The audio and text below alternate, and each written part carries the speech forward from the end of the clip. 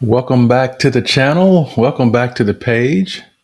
It's been a few days since I've been on, but glad to be back.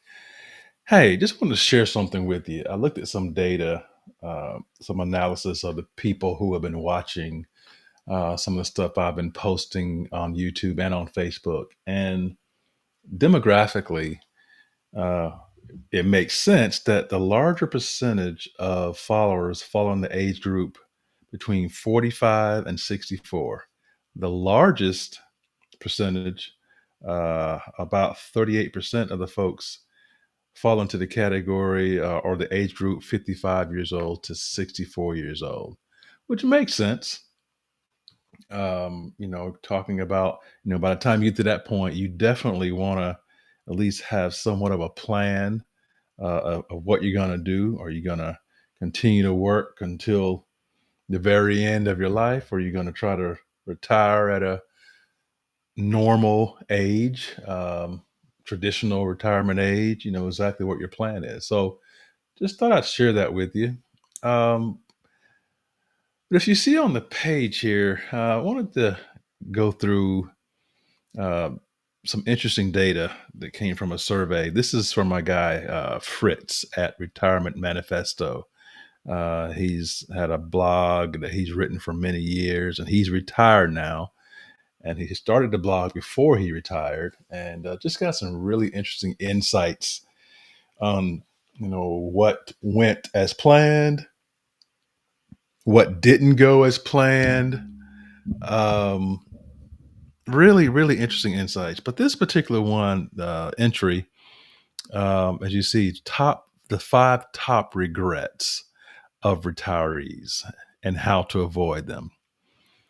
Um, this is this is really pretty interesting. This is from a study that was done. Let's see, I think it says it here. The 24th annual Transamerica Retirement Survey, a really good survey. So that's where this information comes from. So you see here, the number one regret, not shocking, is not saving enough. Not saving enough is the number one regret. You see here it says that excluding home equity, only 13% of retirees have $1 million or more saved, which is good. Um, People were still retire comfortably despite that fact. Shockingly, 37% of retirees have $50,000 or less in savings. And so this little chart here just says 2023 total household savings. And these are in percentages. And just says those that, if you see down here, the larger group right here, um, excluding home equity, what is that? That's $1 to less than 50,000, 23% of the people surveyed. You see the estimated median was $71,000 right here. And again, don't forget from your geometry class, median means half people have more than that and half the people have less than that. So that 71,000 is right in the middle.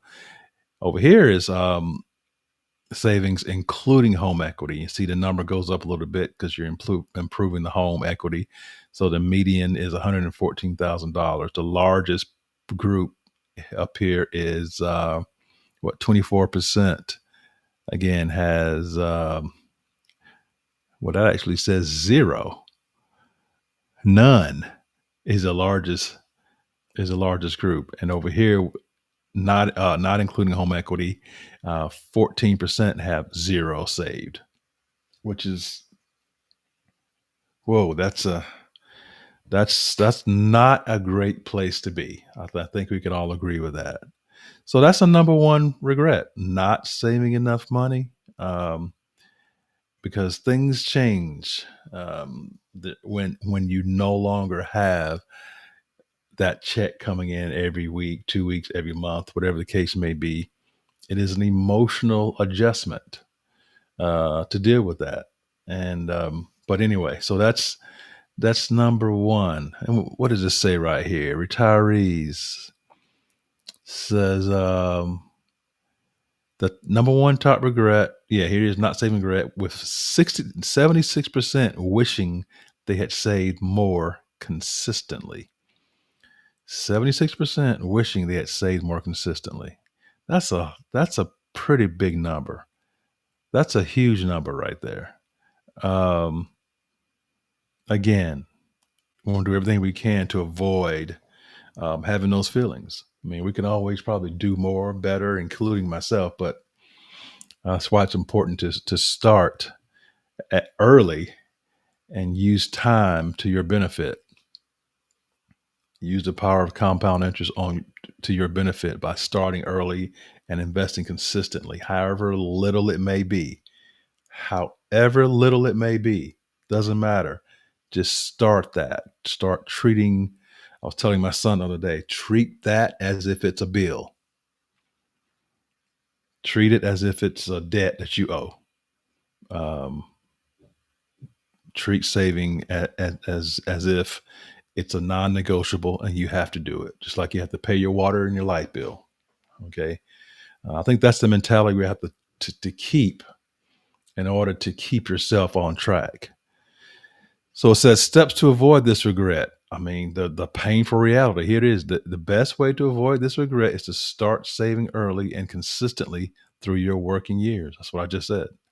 Um, that is absolutely the best way to not have that regret. Um, I, he talks about here telling a story about a couple that had nothing saved at age 49, yet retired at 63. The key is to getting serious about it and getting serious about it very, very quickly. And again, I think that's why the biggest part of my audience is in that 55 to 64 age group, because it absolutely is time to get serious at that point in your life. So the second regret, starting Social Security too early. Man, there is so much discussion about this, about what's the best time to take Social Security. There is the approach that you take it as early as you can at 62 because you don't know how long you're going to live. That is definitely a factor. People who have health issues also may want to take it early. There's not a right or wrong answer to this, but as you can see, quite a few of these people who are already retired realize how significant waiting um, to start taking Social Security would have been in their lives. Every year you wait after age 62, you basically get an 8% increase on your benefit. That can be significant. And the thing about Social Security, again, I don't nobody think I'm trying to sell it to you, but the thing that we have to all wrestle with is there is there is no better annuity available in the marketplace. There's not a better annuity because than Social Security, because the main reason is it's indexed for inflation. Every year there's an adjustment to the benefit to keep up with inflation. It is unheard of today to be able to buy an annuity that adjusts for inflation. So Social Security is one of those things that can be a significant part. And I know there's a lot of discussion about what it's going to look like. I personally don't think it's going to disappear. I think our officials will do what needs to be done to save it, because you're talking about retirees, people who are up in age, and you're talking about political suicide for anyone who just allows Social Security to dissipate into thin air. So yeah, so it says, given the low savings rate above that we just talked about, it's not surprising that many retirees have to claim Social Security at the earliest possible date. That's one of the reasons they have to claim early, is because they don't have any other savings. When you have other savings, you're more likely to be able to allow your Social Security benefit to grow, um, to earn a bigger benefit. It says, as the chart below shows, the median age for claiming Social Security is 63, with 29% claiming it at age 62. Here's the chart. Uh, Age 70 is the highest. Is at the age of 70, you have to go ahead and take it if you're going to take it. Have a significantly larger benefit, and also as a part of that consideration, if you're married, delaying it, however many years you delay it, also allows for a larger spousal or death benefit if you or your spouse passes away. So that's another reason to even think about it. But again, there's no right or wrong to this. The survey just tells you that there are a number of people who regret taking it as early as they did. And the thing that people forget is that if you delay it, you don't have to delay. You can delay it 1 year, 2 year, 3 year, 4 year. You can take it anytime. Um, I will tell you on a personal level, at this point, my plan is to not take it at 62. We'll see if that changes as circumstances change. My plan is to wait at the very least um, till 65, and I may wait longer. We'll just have to see how it goes. But my plan as of today is to not take it at 62 to allow for a bigger benefit that is, again, indexed for inflation over time. There's something that you hear about a lot called the break-even point, which basically says if you take it at 62, um, let's say, and then the highest age you can take it is 70. Let's contrast those two or compare those two ages. The break-even point is generally somewhere around the mid to upper 80s, meaning if you take it at 62, the amount of your benefit that you earn at 62 will equal the amount you would earn if you take it later on at 70. And that break-even point is usually around mid to upper 80s, where you will be paid the same regardless of when you took it. Obviously, the question is, are you going to live until you're to mid to upper 80s? That is an obvious consideration. But anyway, so taking Social Security too early, the second regret. Let's see down here. It's going down here. 3, retiring with too much debt. Retiring with too much debt. This is you see this is actually, and he actually says it's a little surprising. But again, this is 2023 total household debt. You have on this side is all the non-mortgage debt, and over here is the mortgage debt. So let's look at the non-mortgage debt. Again, these are percentages. This says that 43% of these retirees have zero non-mortgage debt. 43% have non-mortgage debt. 19% have debt from $1,000 to $5,000 of non-mortgage debt. As you can see, 10% has 5,000 to 10,000, and so forth and so on. Over here, if you look at the mortgage debt, 60% of these retirees have no mortgage. I think that is the ideal way to do it. If you can pull it off, I think that is the absolute ideal way to do it. You don't have to be worried about a place to live. So you see here, the median non-mortgage debt is $5,000. The median mortgage debt is $68,000. But that is retiring with too much debt is definitely a regret. And I would think anybody who has mortgage debt in retirement, they're probably, very concerned. So it says, fortunately, the median non-mortgage debt is only 5,000. But I found it surprising that 19% of retirees have $25,000 or more in non-mortgage debt. While 60% of retirees have no mortgage, a surprising 14% have mortgage debt of $100,000 or more. Pretty interesting. So, current financial priorities. These people says as the following chart shows, 30% of retirees are prioritizing paying off credit card debt, and 29% are just getting by to cover basic living expenses.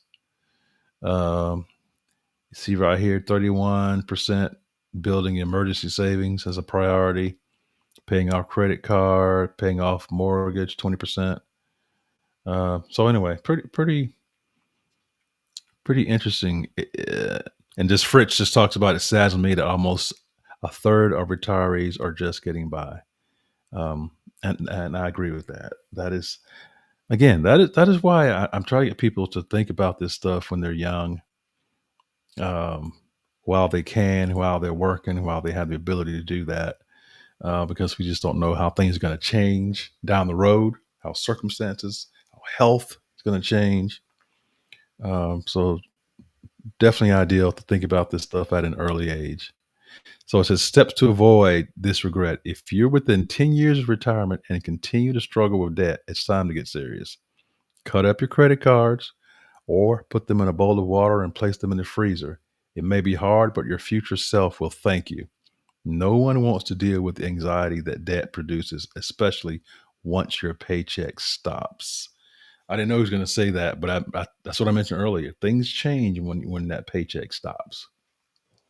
Different emotion, um, different approach at that point in the game. The fourth regret, retiring too soon. I thought this was pretty interesting. It says when retirees exit the workplace, this says that 58% retired sooner than they planned. Over here, I think that's 30%. Is that 30? Yeah, or 36, 38. I can hardly read this. Um, plan or retired when they plan to, and this says later. This piece of the pie is the people that retired later than planned. Says while you may think you'll be able to work until 65 or later, the reality is that you have a greater than 50% chance of retiring sooner than you like. That's what I mentioned a minute ago. The survey found that 59% retired before the age of 65, with the median retirement age being only 62. Oh, this is interesting. The chart below outlines some of the realities that others have faced. How certain can you be that you won't face the same? So yeah, 46% personal health, um, 43% employment related, lost a job or organization changes at my place of employment. Organizational changes, sorry, at my place of employment. I was unhappy with my job. So health related, employment related, uh, financially able to retire. These are people that found that they had saved enough money and could afford to retire. That's a good place to be. I'm sure those people have no issues with that. Steps to avoid this particular regret. If you're planning to retire on retiring in 5 years, ask yourself what will happen if you get forced into retirement next year? What would happen? It's happening to people today. Don't assume you'll be able to hang on to your job until you're age 65. Once you reach the age of 55, you need to get serious about your retirement preparation. Even if you've done a decent job up to this point, realize you probably don't have as long as you think to save for retirement. Man, that's pretty sobering to think about that. Uh, that's very sobering to think about that. And I guess what? I'm 55, which explains why I'm laser focused on doing what I need to do at this point in my life, just to try to do what I can to prepare myself for any eventuality. You may not be able to prepare yourself for all of them, but I think we do what we can, the best we can, control the things that we can control, like our spending, and try to put ourselves in a better situation. It says increase your savings rate by 3% now, automate it, and learn to live on the balance. Get aggressive in reducing your expenses to get by on a slightly smaller paycheck. If past trends continue, and there's no reason to believe they won't, you'll probably retire sooner than you think. That's good advice. That's good advice. Increase that. Nothing beats increasing that savings rate. And I like that. What is your savings rate? Do you know what your savings rate is? What percentage of your gross income are you saving for retirement? And you can even include your employer match in that percentage. but what percentage of your pay are you contributing to retirement? And the fifth one, not prioritizing health. Yeah, you can have all the money in the world, but if your health is not good, then how much will you be able to enjoy it? So that's pretty interesting. Fritz, like I said, the Retirement Manifesto, he's done is has been a blogger for many years. I've became aware of his stuff a few years ago, and I try to keep up with what he's doing. Um, Really helped me to think about some things I hadn't thought about. So, what do you think? What do you think about those top 5 regrets that retirees have? Do those sound like something that you might need to give some attention to? Be honest with you, I think we all probably need to give a little more attention to those things because there's nothing like learning from other people who have gone where you're trying to go. They always talk about experience being the best medicine. I really think it's ideal when somebody else's experience, or I said the best medicine, experience is the best teacher. I think it's wonderful when somebody else's experience teaches you, you learn from that. Um, and maybe you won't make the same mistakes that they made. I think that's the best way to learn. So, I hope you've enjoyed this. You guys stay tuned for more videos coming real soon. And so, what do you think? What do you think about those 5 regrets? I'd like to see it in the comments if you wanna put what your number one, what you're concerned about, and if you're already retired, do those regrets match up with any regrets you might have? Let me know in the comments. Talk to you guys soon.